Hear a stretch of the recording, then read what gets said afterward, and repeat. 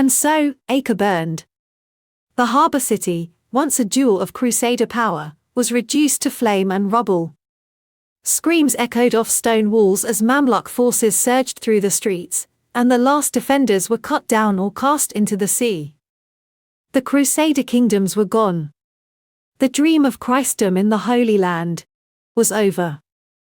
What remained were broken knights boarding splintered ships, eyes hollow, armor dented, their red crosses stained with dust and defeat.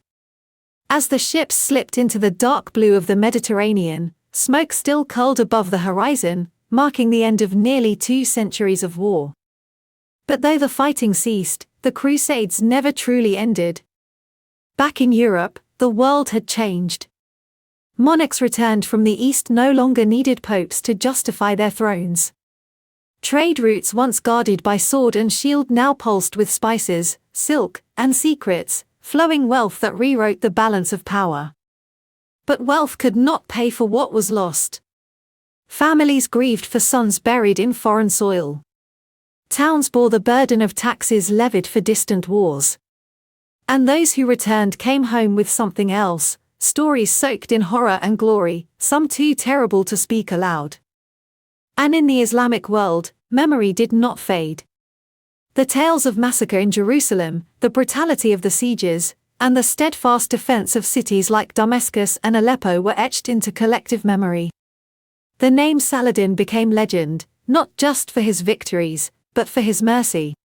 He had retaken Jerusalem without slaughter, a deliberate contrast to the carnage of 1099.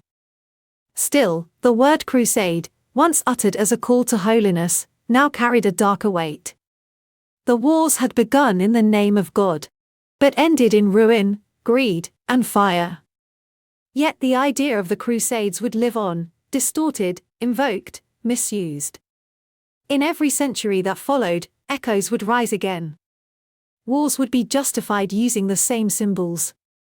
Flags would rise bearing old crosses.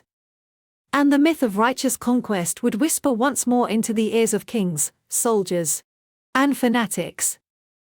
Even now, in the ruins of Jerusalem, in the broken walls of Acre, the ghost of the Crusades lingers. You can feel it in the dust, the weight of history heavy in the air. For the Crusades were never just about land or faith. They were about belief, sharpened into a blade. And when belief becomes a weapon, the blood never really dries. Thanks for watching. Subscribe to my YouTube channel at Movies for more historical stories.